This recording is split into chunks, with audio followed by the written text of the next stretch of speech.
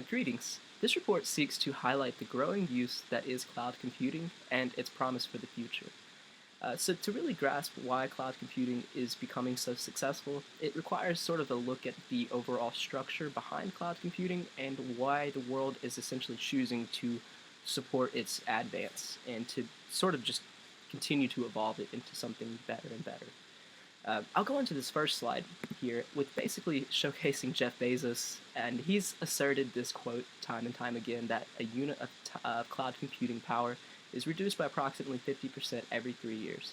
And now I've included this more so not just to showcase Bezos' business model or anything, although it is interesting to note that it's truly the truth that what he's saying is true. It's more indicative of the market itself having chosen and continuing to be choosing to advance this technology, to put money into it, and to ultimately try to make it into something better and better and better. And that's really what's happening with these price fluctuations that we see for this technology becoming far more efficient. But this is essentially allowed on a larger scale for there to be a lowered communication barrier to what you could say some countries or some people on the world stage would see as poor or economically disadvantaged regions. And overall, the structure of a cloud service is allowing for these lower economically disadvantaged regions to have an equal lowered barrier to entry into this marketplace.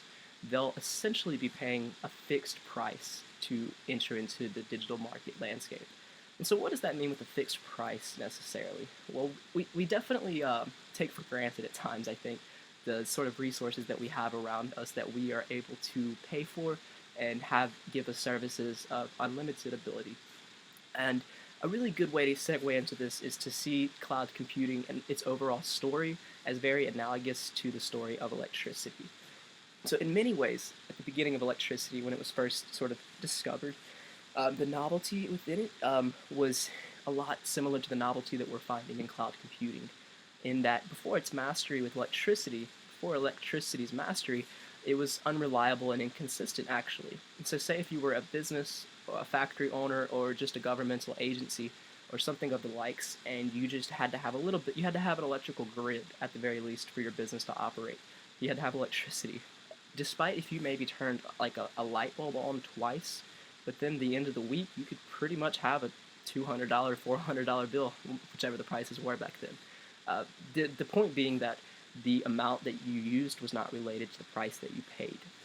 And so what was happening was that it was a bit riskier to just start a business. So businesses as a whole, or if you were a governmental agency, if you would just, it would be expensive for one for the government, but then in the end, you wouldn't really know if you could rely on any of the price metrics because they were always changing too on a global scale. And so that's essentially the same idea where electricity is unstable in a sense in the beginning, and we weren't able to have an on-off basis for it to where if we need it, we can have it.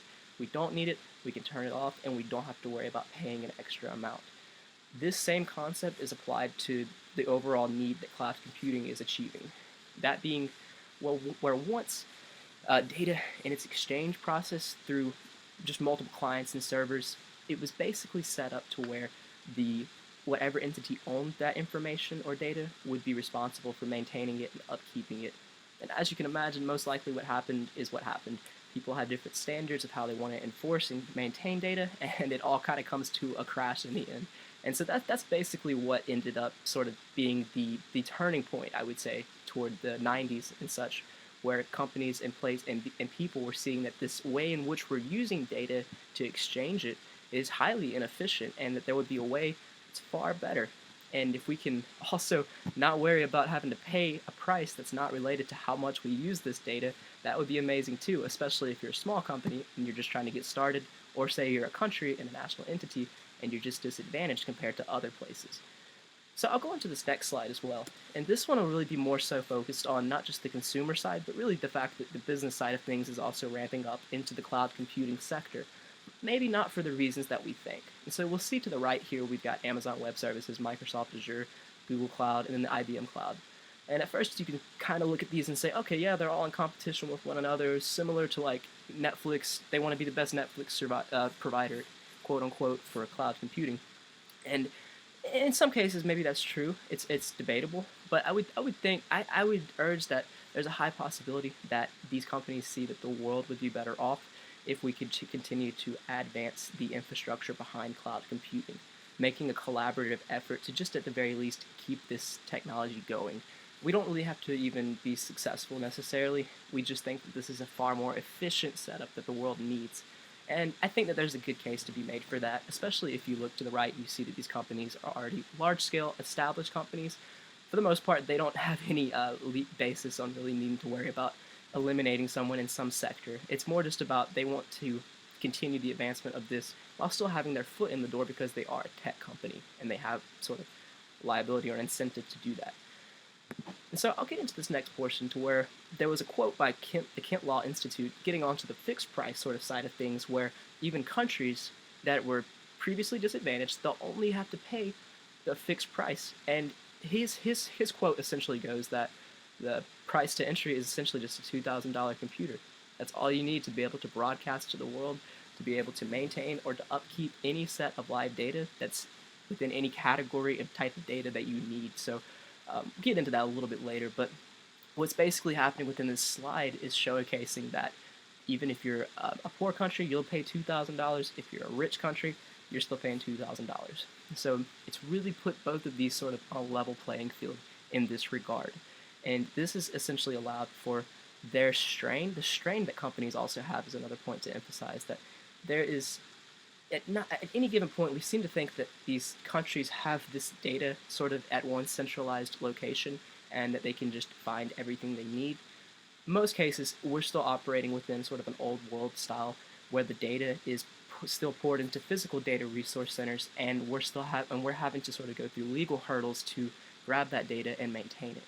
But with the promise of cloud computing, we'll no longer have to go through what's really a ultimately bureaucratic process to get the data, and we'll just essentially just pay $2,000 one time and have the data essentially do work for us. And that's where I'm going to get into this next slide. So the traditional setup for mostly everything you've ever seen that involves what you consider to be the internet or just processing data across multiple servers or just on your phone or anything, almost all of it is encompassed in a traditional client-server setup, where there is a client and there's a server, and the client has to do work to talk to the server, and then the server has to do work as well to talk to the client. And what happens, though, what's guaranteed to happen essentially, is that there's a bottleneck that forms, essentially being that the server could be super fast, dishing out data all day, doing a great job, but the client computer, say if it's a little bit slower, a little bit more outdated, it's going to pull the whole thing down. And so there's a bottleneck wherein that it's not independent of one another's physical computational complexity. It's a big word, it's just meaning like where does it stack? Like where does it stand? Is the computer that they're using, is it okay? Is it capable of the data pools that it's using in reference to the server? And we're seeing that in a lot of cases it's not, and that the servers are having to wait on these bottleneck situations, and then the client side's computers, technology, or their equipment eventually goes out, and then they have to pay for new equipment, all for a system that's inherently not really even giving them the most efficient use of data to begin with, which we'll get into a little bit later. But it's worth noting that, say you had a data set that you wanted to pull from, and it was a physically, computationally demanding data set. Say it was for a country or something, and they wanted to see a traffic light and figure out why something was happening. It's a huge data set, it's extremely expensive for a country to even want to try to do that to begin with, and then not knowing if that one-time investment is going to pay off is kind of disheartening for them. But what they can do now, as we'll see in the future, or in this future slide, is that the service within which cloud computing offers will do that work for them on the server's end only. And so only the server will have to do all of the physically computationally exhaustive things. So what this would mean is that if they're having to do, like that last example, a bunch of difficult data, the only thing that the client server needs is just the service provider of the cloud to do that process for them, and then the information is simply output to the client computer. And so now with this example right here, it can look a little intimidating with this this cake analogy for cloud computing, but don't be intimidated by it. It's essentially just the bottom of the cake is the server, and then the candle portion is the client. The client doesn't have to do anything really. The client just sees the output, which is the candles. The bottom portion of the cake is the server doing all of the computationally exhaustive things, the physical calculations and everything, and this client, all it has to do is just receive the output as is shown in the bottom right there with the candles, and the client's essentially just all it receives is a finished product basically. They don't really know anything for the process in between, wherein there was a bunch of computationally exhaustive tasks that had to be executed. So that's really what this analogy is. But it's still worth noting that this whole idea behind cloud computing is not an app, it's not a service, similar to any way that you would see 3G.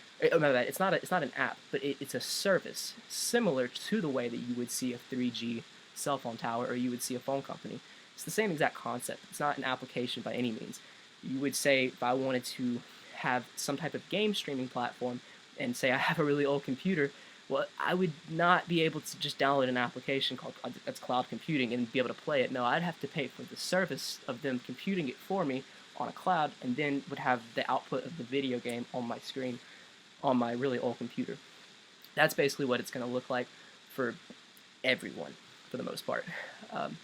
But what's also happened with this is a really interesting point that's probably not emphasized enough within this data set, is that when we're able to take away the worrying and the stress of the client side and the bottlenecks, we're able to actually focus more on the data itself.